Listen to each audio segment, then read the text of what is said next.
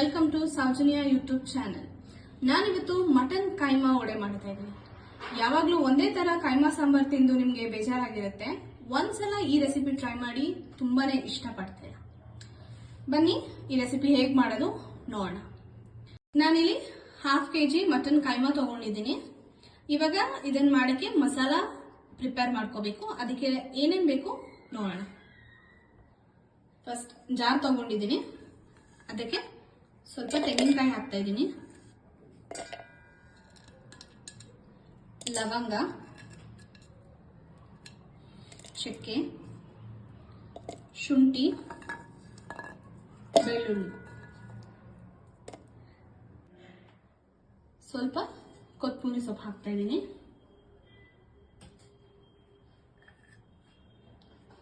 ಒಂದು ½ spoon salt,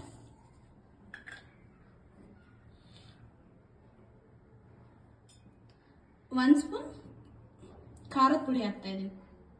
ಇದು sambar powder.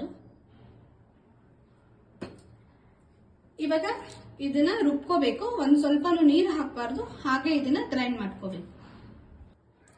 ನಾನು ಇವಾಗ ಮಸಾಲ ರುಬ್ಕೊಂಡಿದ್ದೀನಿ. ಈ ತರ ಸ್ವಲ್ಪ ತರಿಯಾಗಿ ರುಬ್ಕೋಬೇಕು.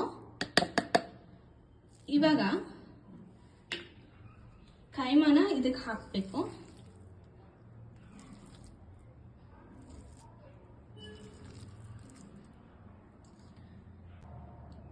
ಇವಾಗ ಕೈಮಾ ಸಹ ಆಡ್ ಮಾಡ್ಕೊಂಡಿದ್ದೀನಿ. ಇದನ್ನ ತುಂಬಾ ಗ್ರೈಂಡ್ ಮಾಡಕ್ ಹೋಗ್ಬಾರ್ದು, ಜಸ್ಟ್ 1 ರೌಂಡ್ ಗ್ರೈಂಡ್ ಮಾಡಿದ್ರೆ ಸಾಕು. ಇಷ್ಟು ರುಬ್ಕೊಂಡ್ರೆ ಸಾಕು. ನಾನು ಇವಾಗ ಇದನ್ನ ಇನ್ನೊಂದು ಬೌಲ್ಗೆ ಟ್ರಾನ್ಸ್ಫರ್ ಮಾಡ್ಕೊಂತ ಇದ್ದೀನಿ. ಇನ್ ಮಿಕ್ಕಿರೋ ಕೈಮಾ ಇದೆಯಲ್ಲ, ಅದನ್ನು ಸಹ ಹೀಗೆ 1 ರೌಂಡ್ ಗ್ರೈಂಡ್ ಮಾಡ್ಕೋಬೇಕು. ಇವಾಗ ಕೈಮಾ ಮತ್ತೆ ಮಸಾಲ ಎಲ್ಲ ಚೆನ್ನಾಗಿ ಗ್ರೈಂಡ್ ಮಾಡಿ ಇಟ್ಕೊಂಡಿದ್ದೀನಿ. ಇವಾಗ ಇದಕ್ಕೆ 1 ಮೊಟ್ಟೆ ಹಾಕ್ತಾ ಇದ್ದೀನಿ.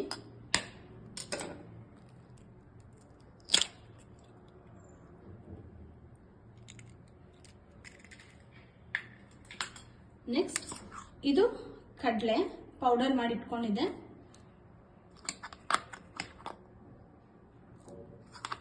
4 ಸ್ಪೂನ್ ಹಾಕ್ತಾ ಇದ್ದೀನಿ.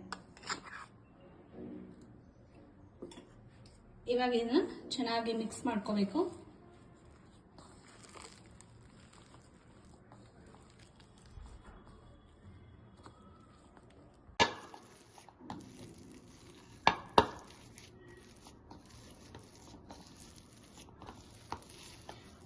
ಇವಾಗ ಇದನ್ನ ಚೆನ್ನಾಗಿ ಮಿಕ್ಸ್ ಮಾಡ್ಕೊಂಡಿದ್ದೀನಿ. ನೆಕ್ಸ್ಟ್ ತವಾ ಫ್ರೈ ಮಾಡ್ಕೋಬೇಕು. ಇವಾಗ ಒಂದು ಪ್ಯಾನ್ ಇಟ್ಕೊಂಡಿದ್ದೀನಿ. ಸ್ವಲ್ಪ ಆಯಿಲ್ ಹಾಕೋತಾ ಇದ್ದೀನಿ.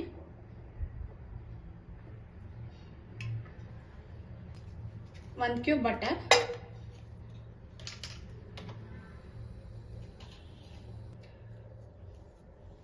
ಇದನ್ನ ನೋಡ್ಬೋದು. ಆ ಕೈಮಾ ಇದನ್ನ ಸ್ಮಾಲ್ ಬಾಲ್ಸ್ ಆಗಿ ತಗೊಂಡು ವಡೆ ಹೇಗ್ ಮಾಡ್ತೀರಾ ಆ ರೀತಿ ಮಾಡಿಟ್ಕೊಂಡಿದ್ದೀನಿ.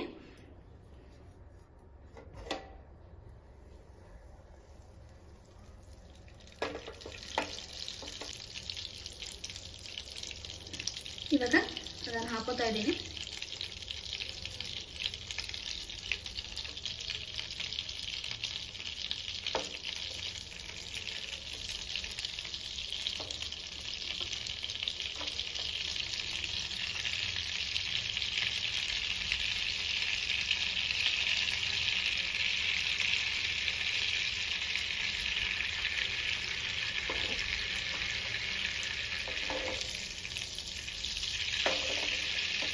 ಲೋ ಫ್ಲೇಮಲ್ಲಿ ಇಟ್ಕೊಂಡು ಇದನ್ನ ಚೆನ್ನಾಗಿ ಫ್ರೈ ಮಾಡ್ಕೋಬೇಕು.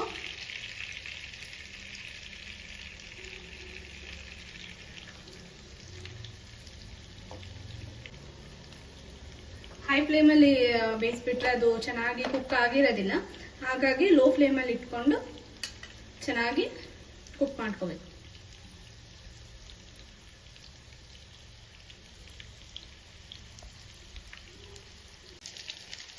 ಇವಾಗ ಇದನ್ನ ಟರ್ನ್ ಮಾಡ್ಕೋತಾ ಇದ್ದೀನಿ. 2 ಸೈಡು ಚೆನ್ನಾಗಿ ಫ್ರೈ ಮಾಡ್ಕೋಬೇಕು.